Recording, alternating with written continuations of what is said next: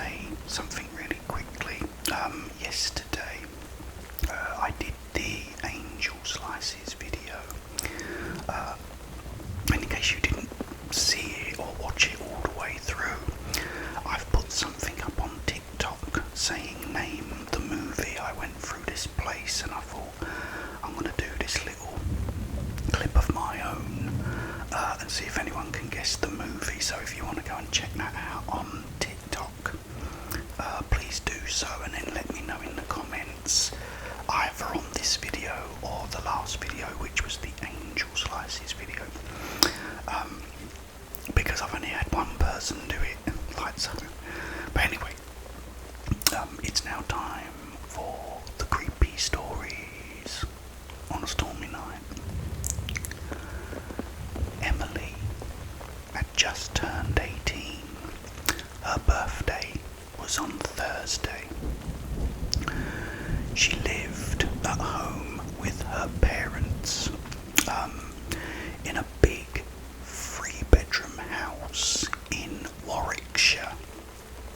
Her parents had booked a little breakaway for the weekend, so Emily was going to be on her own for the first time at the weekend.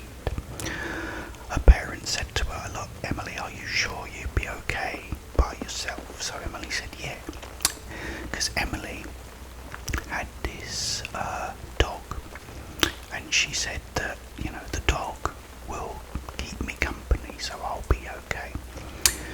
So the parents said, "Okay then." They said, "Well, as long as you're all right, then that's fine." The next day, Friday, her parents started packing all the bags and putting them in the car. They loaded the last bag in the car and gave Emily a big hug and a kiss, and they said, "Look, if you need us, you've got your phone, just call us, and we'll also make sure that you're okay. We'll give you a call later tonight." So Emily said, "Yeah, okay then." And she said, "Like, but I'll be fine, don't worry." So parents said, "Okay, right, we'll see you later." The parents then drove off. Emily then, went inside, made herself something to eat, watched the TV, was texting her friend on her phone. Everything was absolutely fine. Then that night, Emily was laying in bed and her phone went off. She looked at the phone and it was her friend. Her friend was called Rachel. So Rachel said, "Shall I come over? I've got a bottle of vodka and we could have some fun." So Emily said, "Okay then, yeah, that would be great." So her friend came over, Rachel, and they went and sat in the living room, put the TV on, and they was drinking some vodka shots and stuff, and then just crashed out on the couch. The next day, they both woke up. There was a bit sort of worse for wear. Rachel said, "Oh, we had a great night. It was really fun." And she said, "Do you want to do it again tonight?" So she said no. Emily said, "No, not again." And she said, "I feel bad enough as it is. I'm not doing that again."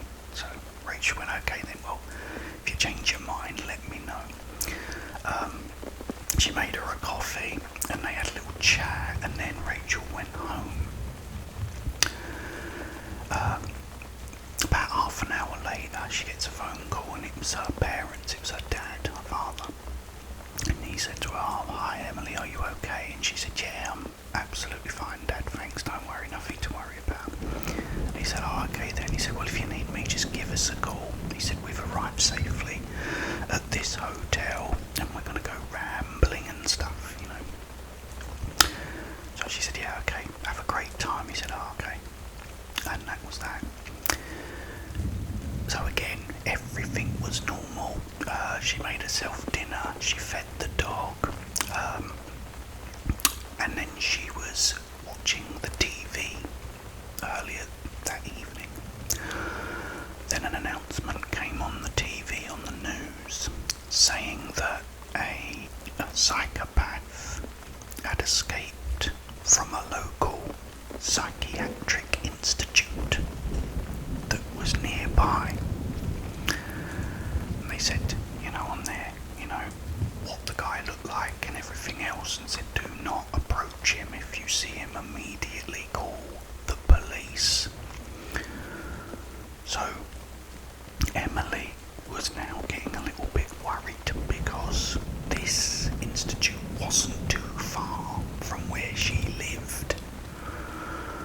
So she now started getting a little bit nervous. The dog could sort of sense that she wasn't, that there was something wrong, so he sort of come up to her and she sort of stroked the dog. She said, she's not very sort of happy now. So first of all, she goes to the windows and she locks the windows. Thinks, right, that's it. She goes to the front door, puts the chub lock on, the chub lock and then the chain lock, and thinks, okay, hopefully everything will be fine. So she carried on watching the TV and had a hot chocolate and then went to bed. When she went to bed, the dog come in with her and he went under the bed. So he's under the bed. She's lying there and she's like sort of tossing and turning. She's still a bit nervous. So she's like got up and gone to the bathroom and got a glass of water. So she's had a glass of water and come out. She then hears a noise coming from downstairs. So she goes out, really, really scared. She walks down the stairs. She can hear like a sort of banging on the window. So she goes over, it's the window in the kitchen. She goes to the kitchen and it's like one of the trees. She has trees growing outside in her garden. It was the leaves like the branch were just hitting on the window. So she thought, oh God, she's turned around, she's run back upstairs, absolutely terrified, run in the bedroom, got in the bed and put the covers up over her, and sort of, tried to go to sleep. She finally fell asleep. Then she woke up in the middle of the night and she could hear dripping coming from the bathroom. So she thought, oh, what is that now? I didn't hear anything dripping in there before. So she's now sort of really, really nervous. And she remembered the dog is under the bed. So she put her hand down under the bed and called him. All of a sudden, the dog is licking her hand. She can feel the dog licking her hand. She goes, oh, so that sort of comforts her a little bit. She thinks, well, whatever's dripping in there, I don't care. I'm going to leave it to the morning now. I'm not getting up and going in there now. So the dog had sort of calmed her down, licking her hand. And then she sort of just fell asleep. And everything, was fine. She woke up the next morning and she was really thirsty. So she got up out of bed, went into the bathroom.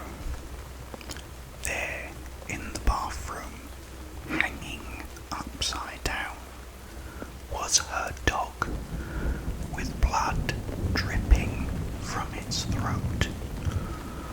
On the wall, written in blood, it said, humans can lick too.